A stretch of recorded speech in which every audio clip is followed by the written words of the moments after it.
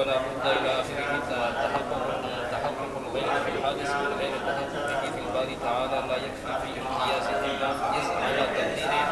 على تقدير اعتبار عدمية اعتبار وعلى تقدير عدم اعتبار خصوص الباري تعالى على الحادث. اچھا، اب یہ اصل میں دیکھو میاں، یہ جو انہوں نے تیسری قسم بتائی تھی نا کہ وَمَا لَيْسَ مُتَحَيِّزًا وَلَا حَالًا فِي الْمُتَحَيِّزِ، یہ تھا نا کہ خود متحیز بھی نہیں ہے، تیسری قسم تھی نا کہ یا وہ متحیز بذات ہوگا یا حال فی المتحیز بذات ہوگا، اور یا نہ خود متحیز ہوگا نہ حال فی المتحیز ہوگا، تیسری قسم یہ تھی. تو انہوں نے فرمایا کہ وہ هو المسمى بالمجرد، ہاں نام کیا ہے اس کا؟ مجرد. اور آگے فرمایا کہ ثبت وجودہ عندنا، ثبت نہیں کہ لم یثبت، ہاں لم یثبت وجودہ عندنا، کہ ہمارے یعنی متکلمین ہیں، عندنا کے مطلب متکلمین فرماتے ہیں کہ ہمارے نزدیک ان کا وجود یعنی ایسے مجرد کا ثبوت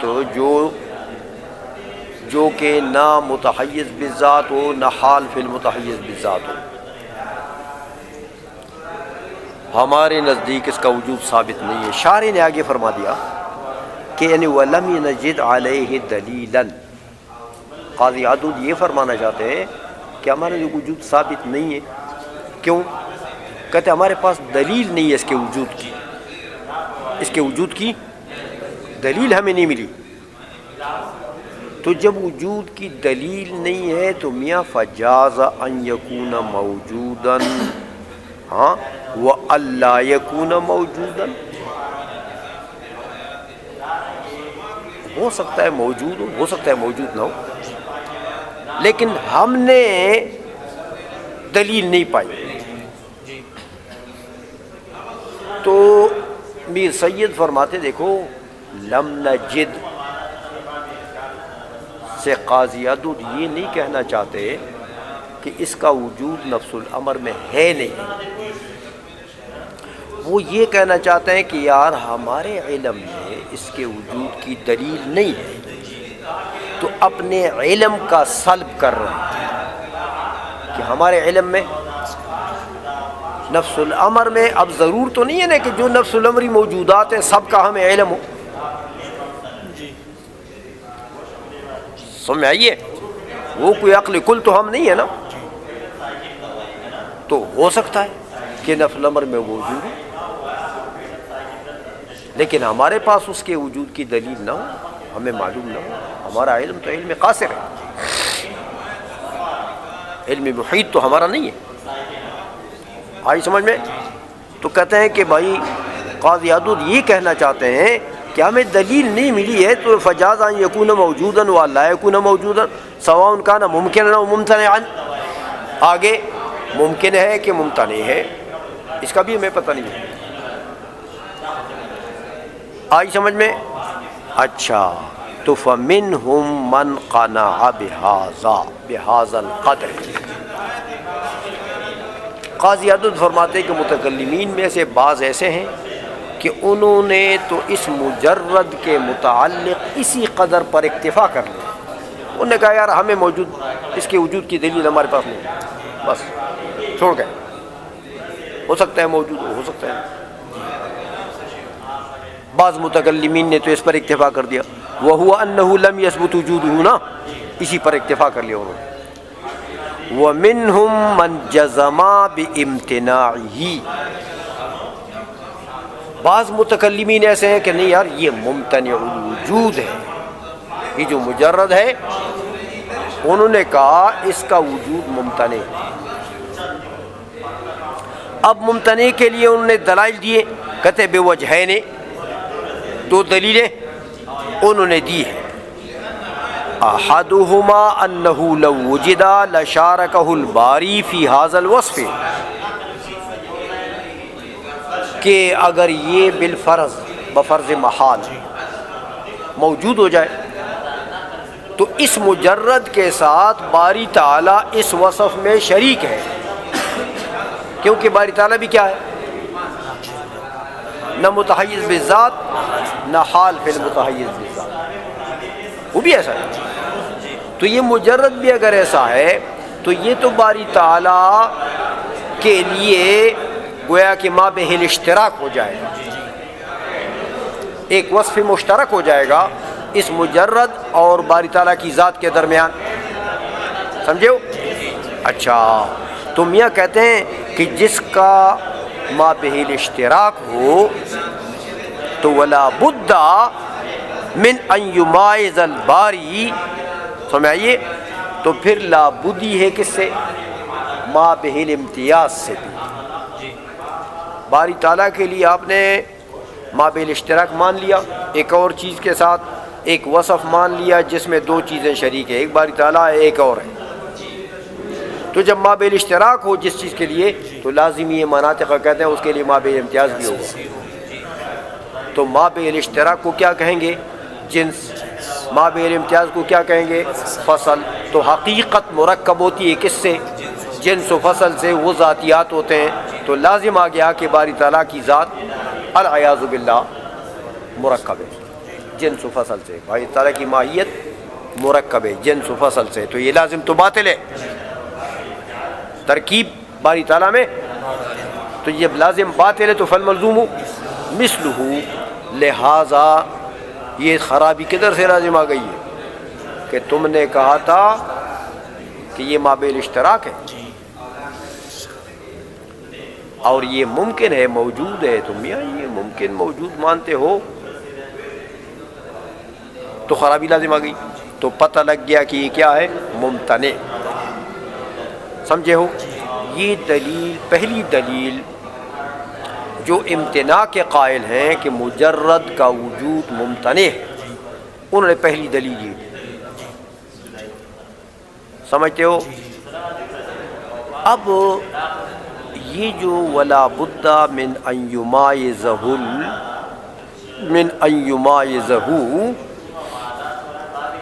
باری تعالیٰ کے لیے ممیز کا ہونا ضروری ہے۔ جب ما بہ الاشتراک مان لیا تو ما بہ الامتیاز بھی اب ماننا پڑے گا، ہمیں آئیے، کیونکہ جس چیز قاعدہ ہے مناطق کا کہ جس چیز کے لیے ما بہ الاشتراک ہو اس کے لیے ما بہ الامتیاز بھی پھر ہوا کرتا ہے،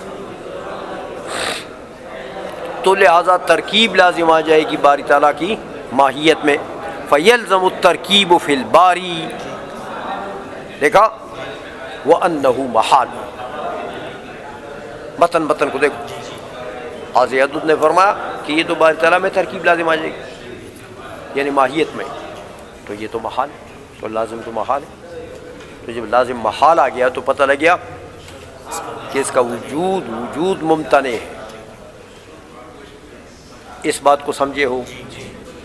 اس کے بعد اب یہ ولا بد جو قاضی عدد نے فرمایا رحمہ اللہ تعالی، بہت بڑے آدمی قاضی عدد، علامہ تفسیرانی کے استاد،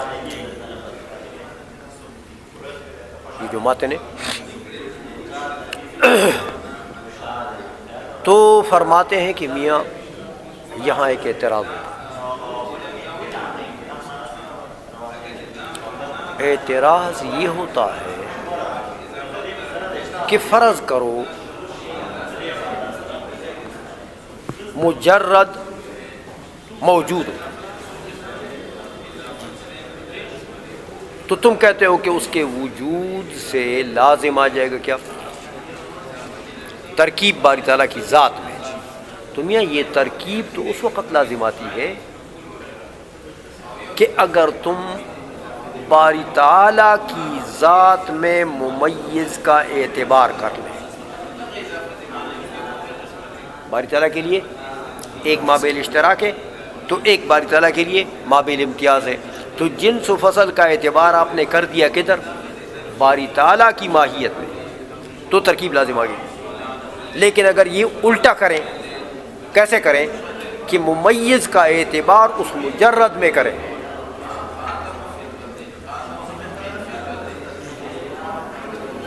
نہیں سمجھے ہو؟ یہ جو ممیز ہے نا فصل، اس کا اعتبار باری تعالیٰ کی ذات میں نہیں کرتے.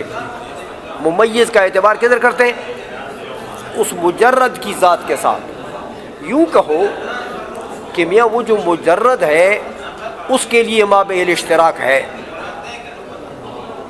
باری تعالیٰ میں نے کہو، دلیل کو الٹا کرو، کیونکہ جو چیز مابع الاشتراک باری تعالیٰ کی ذات کے لیے وہی مابع الاشتراک اس مجرد کے لیے بھی ہے نا. مجرد کو بھی شریک کر دیا نا باری تعالیٰ کی ذات کے ساتھ، ہو تو وہ شے مابع الاشتراک مجرد کے لیے بھی تو بن گیا. تو اب یوں کہو کہ ممیز کدھر معتبر ہے؟ مجرد کی ذات میں. تو ترکیب لازم آ گئی کدھر؟ مجرد کی ذات میں. باری تعالیٰ کی ذات میں تو لازم نہیں آئی. سمجھے ہو؟ تو مجرد کی ذات میں اگر ترکیب لازم آ جائے تو کیا یہ ترکیب محال ہے؟ نہیں. تو لازم تو جائز ہے، محال ہی نہیں ہے. تو امتناع کی طرح سے ثابت ہو گیا. نہیں سمجھے ہو؟ پوئے گئے کہ نہ پوئے گئے؟ یہ سوال یہاں پر ہوتا ہے. میر زاہد ہروی رحمۃ اللہ علیہ بڑے باریک بین آدمی ہے نا، کہتے یار کوئی اس دلیل کو الٹا کرے اور ایسا کر دے کہ میاں ترکیب تو پھر لازم آ جائے گی کس میں؟ مجرد کی ماہیت میں. باری تعالیٰ کی ذات میں تو ترکیب لازم نہیں ہے. یہ اعتراض کوئی کر سکتا ہے؟ میر زاہد ہروی فرماتے ہیں کہ میاں اس سے بھی کام نہیں بنے. اگر تم یہ ممیز معتبر کرو کدھر؟ مجرد کی ذات میں، تو میں پوچھتا ہوں تم سے کہ وہ جو ممیز آپ نے مجرد کی ذات میں اس کا وجود معتبر کر دیا نا ممیز کا، تو اب باری تعالیٰ کی ذات میں اس کا عدم معتبر ہے اس ممیز کا، یا اس کا عدم بھی معتبر نہیں ہے؟ دو صورتیں ہیں. ممیز یعنی مجرد کی ذات میں تو آپ نے اس ممیز کا وجود معتبر کر دیا، ٹھیک ہے چلو ادھر تو ترکیب آ گئی. لیکن اب یہ باری تعالیٰ بھی تو شریک ہے، یہ ماہیت بھی تو شریک ہے اس مجرد کے ساتھ ہو. تو وہ قید جس کو آپ ممیز کہتے ہیں کس کے لیے؟ مجرد کے لیے، جس کا وجود آپ نے ادھر معتبر کیا ہے، باری تعالیٰ کی ذات میں اس کا عدم معتبر ہے یا اس کا عدم بھی معتبر نہیں ہے؟ میاں باری تعالیٰ کی ذات میں اگر اعتبار العدم ہو گیا، یعنی اس قید کا عدم معتبر ہے، اس قید کا، تو پھر بھی باری تعالیٰ کی ذات مرکب ہو گئی. کیوں؟ یہ اعتبار العدم جو ہے یہ بھی تو اعتبار ہے میاں. اعتبار العدم، یہ اعتبار العدم ممیز نہ بنا باری تعالیٰ کی ذات کے لیے، تو کیا ممیز سے جان چھوٹ گئی؟ تو پھر مرکب ہو گئی. نہیں سمجھے ہو؟ اچھا، تو اعتبار العدم اگر کرتے ہو، عدم کو معتبر کرتے ہو،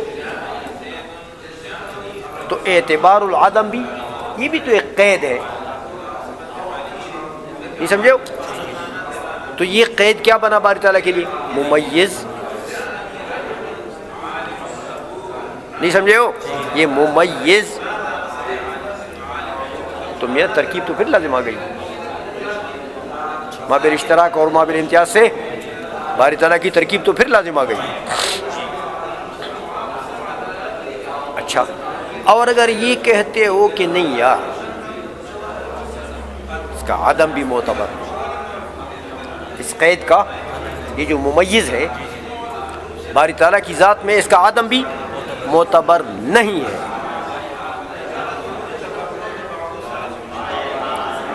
تو میاں باری تعالیٰ کی ذات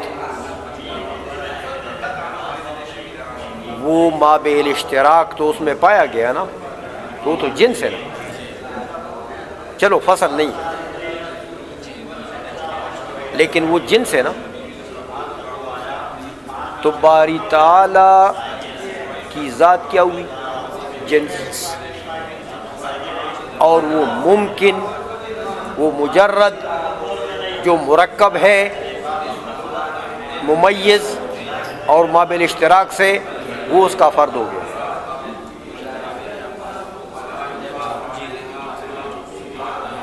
مابع الاشتراک جنس نہیں ہوتا؟ سمجھ آ رہی ہے؟ تو باری تعالیٰ میں تو نفسی جنس رہ گیا نا. جب اس کا عدم بھی معتبر نہیں ہے باری تعالیٰ کی ذات میں، اور اس قید کا وجود بھی معتبر نہیں ہے باری تعالیٰ کی ذات میں، تو کیا رہ گیا؟ مابع الاشتراک جنس. تو جنس باری تعالیٰ کی ذات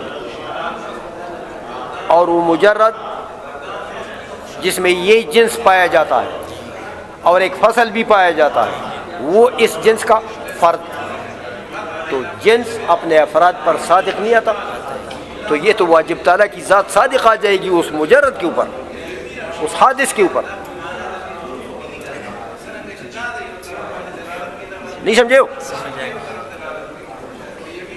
جنس اپنے افراد پر صادق نہیں آتا. تو جب یہ مابع الاشتراک صرف جنس رہ گیا باری تعالیٰ کی ماہیت میں، نہ اس قید کا وجود معتبر ہے باری تعالیٰ کے اور نہ عدم معتبر ہے، تو یہاں تو صرف مابع الاشتراک رہ گیا.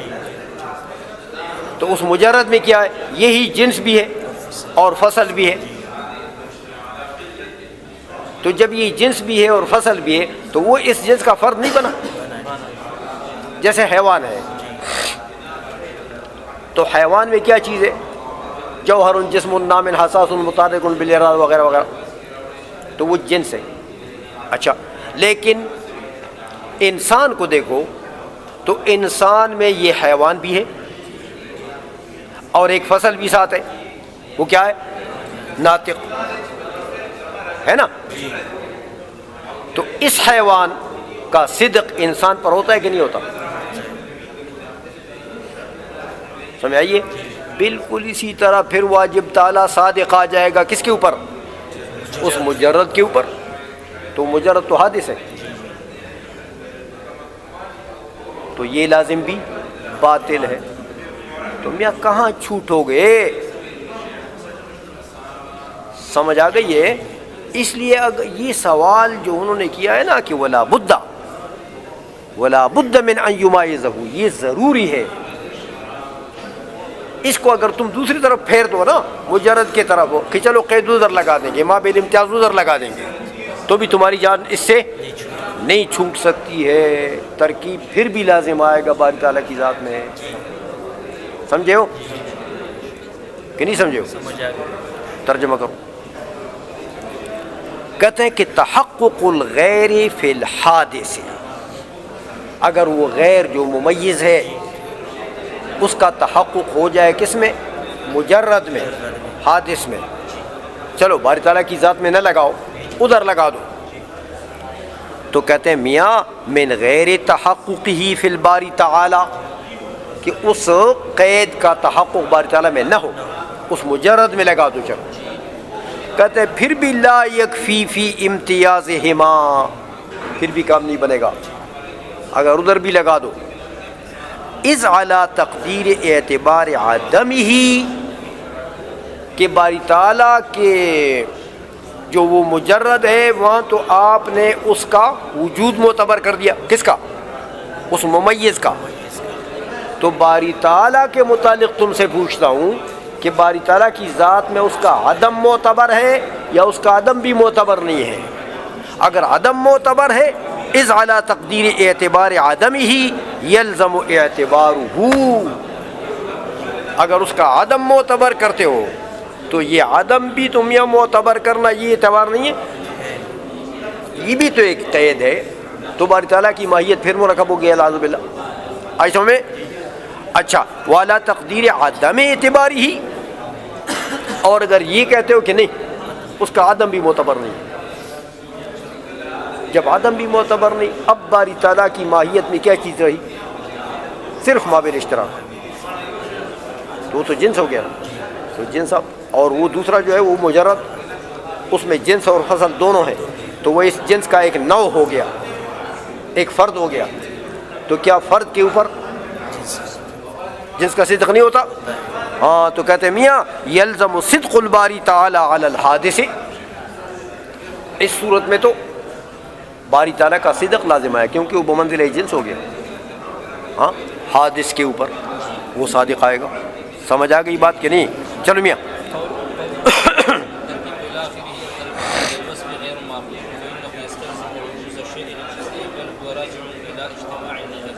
اچھا اب آگے انہوں نے فرمایا تھا قاضی عدود رحمۃ اللہ تعالیٰ علیہ نے کہ فَيَلْزَمُ التَّرْكِيبُ فِي الْبَارِ مِنَ الْمُشْتَرَكِ وَالْمُمَيِّزِ. سمجھ آئیے؟ کہتے ہیں میاں تو یہ انہوں نے کہا دیکھو نا کہ مشترک اور ممیز فَيَلْزَمُ التَّرْكِيبُ، ہاں ایک مشترک ہے اور ایک ممیز ہے، وہاں ترکیب لازم آ جائے گی. اچھا فرماتے ہیں یار یہ انہوں نے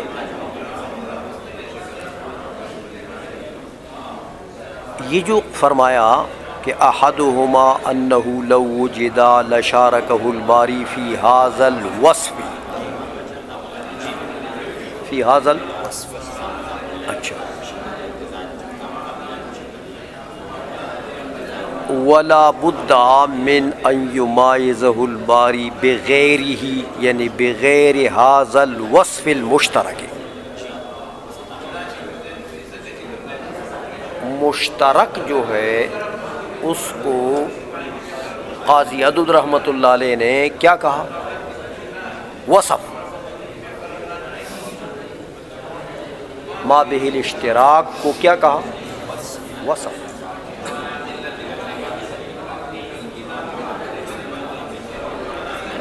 بات ذرا غور سے سنو. کہتے ہیں میاں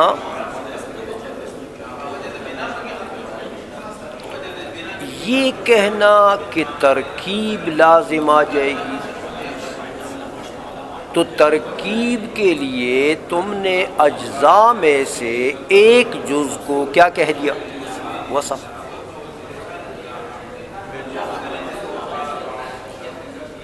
تو میاں جزء شے داخل فی الشے، جزء شے رکن الشے داخل فی الشے، اور وصف الشے خارج عن الشے. سمجھ آئیے؟ جب وصف ہو گیا تو وصف جو ہے وہ تو خارج کو کہتے ہیں. جیسے دیکھو آپ کا علم آپ کا وصف ہے، تو کیا یہ آپ کی ماہیت کی جز ہے؟ نہیں، ماہیت تو حیوان ناطق ہوتا ہے. سمجھ آئیے؟ تم یہ کیا تم نے کہا کہ لازم آ جائے گی ترکیب من ھذا الوصف. اس کا تو مطلب یہ کہ اس وصف کو آپ داخل فی الماہیت قرار دیتے ہیں، پھر وصف رہا، پھر وصف کدھر رہا؟ تو ترکیب من الوصف کیسے ہو سکتی ہے یار؟ ترکیب من الوصف تو ممکن نہیں ہے، کیونکہ ترکیب میں جو چیز آ جاتی ہے وہ جز ہوتی ہے، مرکب کے جو اجزاء ہوتے ہیں وہ داخل ہوتے ہیں ماہیت میں، تو وصف تو خارج ہوتا ہے.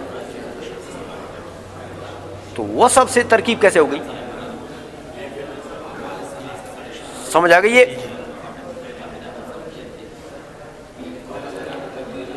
اچھا اور یار چلو 5 منٹ فرض کر لیتے ہیں.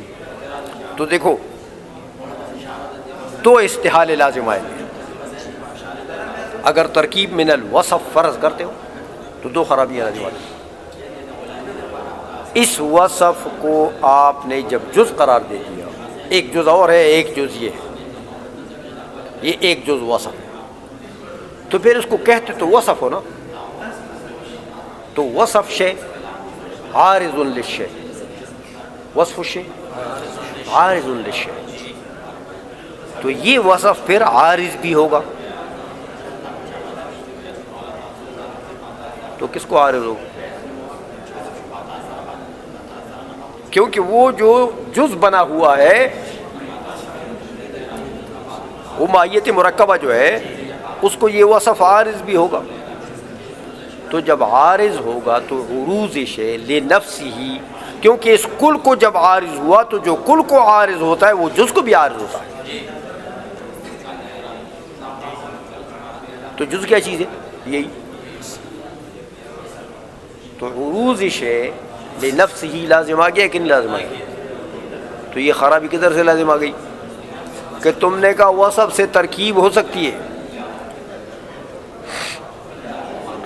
سمجھ آ گئی ہے؟ ایک آگے ترقی کرتے ہیں میر زائد، بلکہ یار یہ تو معاملہ بڑا خراب ہو جائے گا، یہ تو اجتماع نقیضین لازم آ جائے گا. اگر وصف سے ترکیب تم مانتے ہو تو یہ کیا ہوگا؟ اجتماع نقیضین. کیونکہ دیکھو میاں وصف خارج عن الشیء اور جز داخل فی الشیء، تو یہ وصف داخل بھی ہوگا خارج بھی ہوگا. تو دخول خروج دوڑا کی دونوں کیا چیزیں؟ نقیضین ہے. تو یہ تو اجتماع نقیضین لازم نہیں ہے. تو ترکیب من الوصف میں تو اجتماع نقیضین بھی لازم آتا کہ ایک چیز جو ہے وہ خارج عن الماہیت بھی ہے اور داخل فی الماہیت بھی ہے. نہیں سمجھے ہو؟ ترجمہ کرو. فرماتے ہیں کہ میاں الترکیب من الوصف غیر معقول، وصف سے ترکیب عقل تو اس کو مانتی نہیں ہے. فإنه يستلزم عروض الشيء لنفسه، ایک تو یہ لازم آ جائے گا اگر تم اس کو فرض کرتے ہو، اور دوسرا بل ترقی کے لیے ہاں هو راجع الى اجتماع النقیضین. ہاں کس کا رجوع کس کی طرف ہوگا؟ اجتماع نقیضین کی طرف، کہ یہی وصف جو ہے وہ خارج عن الشیء بھی ہے اور داخل فی الشیء بھی ہے. نہیں سمجھے ہو؟ چلو جی آگے.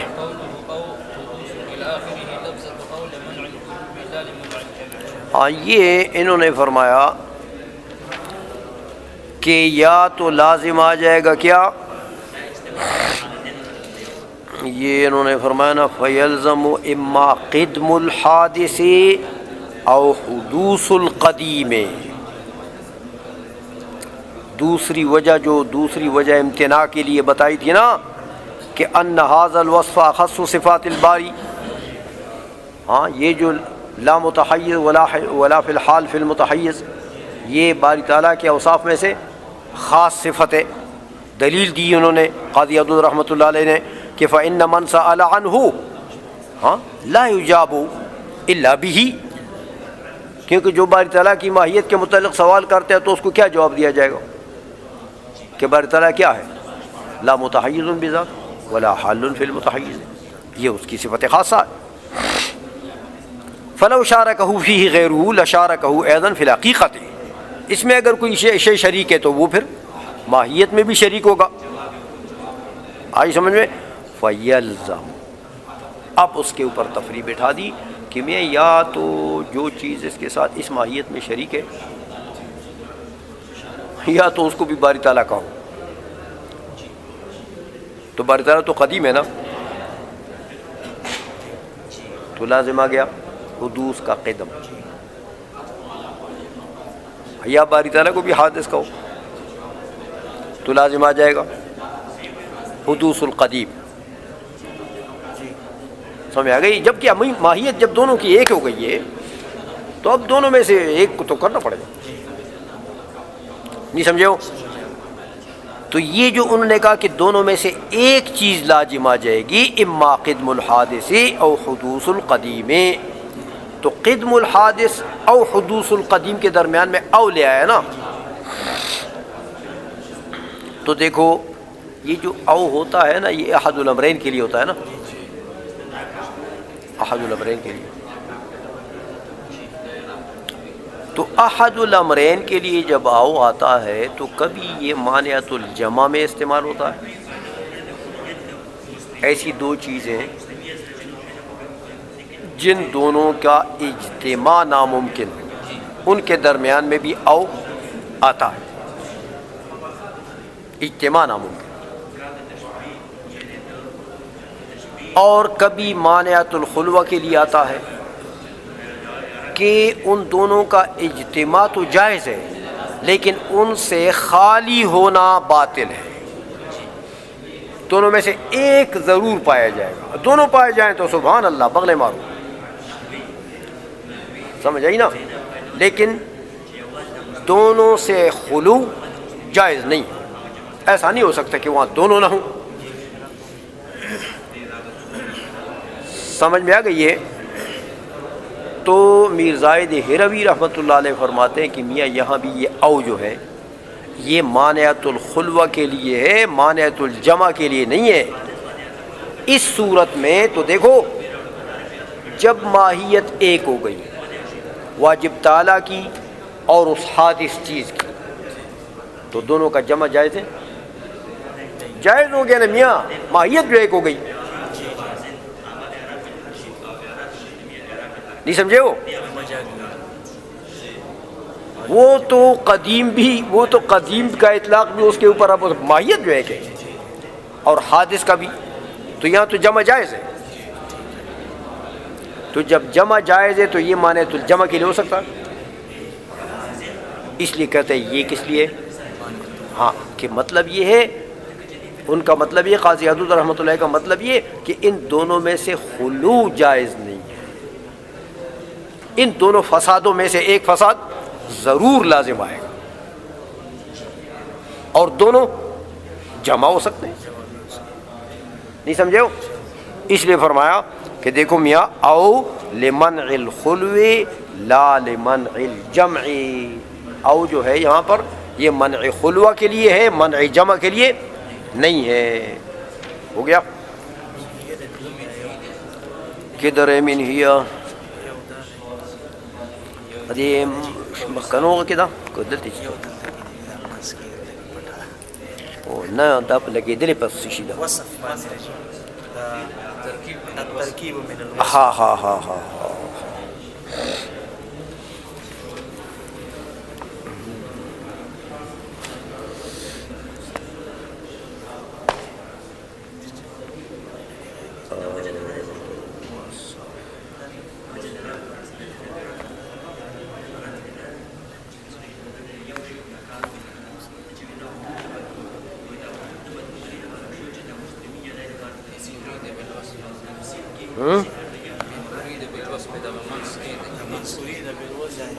نہیں نہیں یہ تو ہے، لیکن یہ منہیہ شروع کدھر سے ہوا؟ دا نہ دے کنا یار، دا خو منہیہ نہ دا حضرت گورے نہ آخر تا. ہاں اچھا اچھا چلو چلو اچھا پڑھو پڑھو عمران. ہاں بالوصف مبدأہ فالجواب ان التجرد. ہاں ہاں اب یہ فرماتے ہیں کہ یہ جو انہوں نے فرمایا نا کہ الترکیب من الوصف غیر معقول، وصف سے ترکیب معقول نہیں. سمجھئے؟ تو فرماتے ہیں کہ میاں وصف جو ہے، دیکھو وصف کا اطلاق آتا ہے عموماً مشتقی پر.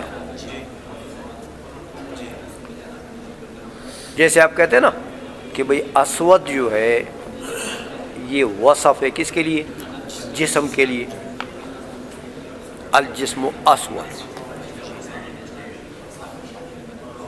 تو جب مشتقی پر عموماً اس کا اطلاق آتا ہے تو اب یہاں احتمال ہوئے دو، یا تو وصف سے وصف کا مبدا مراد ہوگا، یعنی مشتقی سے اس کا مبدا الاشتقاق، وہ نہیں ہے مصدری معنی جس سے وہ مشتق ہے، یا تو یہ مراد ہوگا. سمجھ میں آئیے؟ اچھا، تو کہتے ہیں میاں اگر مبدا مراد ہے وصف سے، وصف کا مبدا، تو پھر ان اریدا بالوصف مبدأہ، دیکھو یعنی یہ یوں سمجھو کہ یہ جو بات انہوں نے کہی نا کہ الترکیب من الوصف غیر معقول، کہ وصف سے ترکیب غیر معقول، تو کسی نے جو اعتراض کر دیا کہ میاں وصف سے مراد ٹھیک ہے، وصف سے تو غیر معقول ہے، لیکن وصف سے مراد اگر مبدأ وصف ہو تو اس صورت میں پھر غیر معقول ہے کہ معقول ہے، وہ تو نہیں بتایا. سمجھ آ گئی ہے؟ چلو اگر وصف سے مراد وصف ہے تو وہ تو تم نے حاشیے میں ذکر کر دیا کہ وہ تو غیر معقول. اگر اسود وصف مراد لیتے ہو تو وہ تو غیر معقول. لیکن اگر وصف سے کوئی مراد مبدا لے لے تو پھر تو تم نے نہیں بتایا کہ اب اس مبدا اور وہ مابین اشتراک جو ہے ان سے ترکیب کیا جائز ہے کہ جائز نہیں، یہ تو پتہ نہیں لگا. تو منہیہ میں انہوں نے اس سوال کا جواب دے دیا. اس لیے فرماتے ہیں میاں ان اریدا بالوصف مبدأہ، اگر وصف سے مبدا مراد لیا جائے تو فالجواب ان التجرد سلب البسیط، تجرد کہتے کس کو ہیں؟ سمجھ میں آئیے؟ سلب البسیط و مبدأہ خصوصیت الذات. سمجھ میں آئیے؟ تجرد کس کو کہتے ہیں؟ تجرد کہتے ہیں کہ میاں بسیط چیز کا سلب، یعنی مادہ کا سلب، تو پھر کیا ہو جاتا ہے؟ مجرد. سمجھ آئیے؟ تو جب تجرد نام ہے سلب البسیط کا تو اس سلب البسیط کا مبدا کیا چیز ہے؟ وہ مبدأہ خصوصیت الذات. سمجھ آئیے؟ اب ذات باری تعالی تجرد کا گویا کہ مبدا ہو جائے گا، یعنی تجرد پیدا کدھر سے ہوا؟ ذات باری تعالیٰ سے. تو تجرد ذات باری تعالیٰ کے لیے صفت بنی نا، تو ذات باری تعالیٰ تو متجرد رہ گئی ہے، یعنی بدون کسی وصف کے. تو جب بدون کسی وصف کے رہ گئی ہے تو کیا چیز رہ گئی ہے؟ باقی تفصیل یہاں میں نہیں کی، باقی وہ حاشیے میں جو ہے کہتے ہیں وہی تفصیل جاری کرو. جب ذات باری تعالیٰ ذات متجردہ رہ گئی ہے تو کیا مطلب؟ مابین اشتراک رہ گیا، مابین امتیاز نہیں. نہیں سمجھائی؟ تو جب مابین اشتراک رہ گیا تو کیا ہو گیا؟ وہی دوسرا استعارہ جو تھا کہ یہ تو جنس رہ گیا. تو کیا جنس کا جنس کا صدق جو ہے وہ اپنے انواع پر نہیں ہوتا تو پھر وہی خرابی لازم آئی. سمجھ آ گئی بات ہو؟ چلو لا يصدق باندې 37 نمبر پیج دی. اچھا لا یصدق ادھر پیچھے لا يصدق على حلول الصفات المشتقہ. حلول صفات پر جو لگا وہ یہ. جی جی اچھا کدھر ہے یہ ہے. اچھا چلو ٹھیک ہے بولو. الصفات المشتقة لها اختصاص بموصوفاتها وهو منشأ لاتحادها معها اتحادا بالعرض وحملها عليها حملا بالمواتات. اچھا اب صرف یہ فرق بتاتے ہیں کہ یہ لا يصدق یہ حلول کی معنہ على ذلك التقدیر لا يصدق على حلول الصفات المشتقة في موصوفاتها. یہ اعتراض کیا تھا انہوں نے حلول کی تعریف کے اوپر. تو فرماتے ہیں کہ میاں صفات مشتقہ جو کے اوپر صادق نہیں آئے گا یہ تعریف. جو صفات مشتقہ کا حلول ہے اپنے مبادی میں حلول تو ہے لیکن یہ تعریف اس کے اوپر صادق ہو. یہ اعتراض ہوا تھا نا. تو فرماتے ہیں اس کی ذرا وضاحت کرتے ہیں. کہتے ہیں میاں صفات مشتقہ جو ہوتی ہے نا لہا اختصاص بموصوفاتها. صفات مشتقہ میں حلول کیسے ہے؟ تم کہتے صفات مشتقہ حال ہیں اپنے موصوفات میں تو حلول تو ہے. تو وہاں حلول کیسے ہے؟ کہتے دیکھو میاں حلول ہے نا کہ ان صفات کا اپنے موصوفات کے ساتھ ایک اختصاص ہوتا ہے. موصوفات کے ساتھ اختصاص ہوتا ہے اور وہ جو اختصاص ہے وہ ہوا منشأ لاتحادها معها. وہ جو اتحاد ہے اختصاص ہے وہ اتحاد کے لیے منشا ہے کہ یہ صفات اپنے موصوفات کے ساتھ اشارہ حسیہ میں متحد ہے.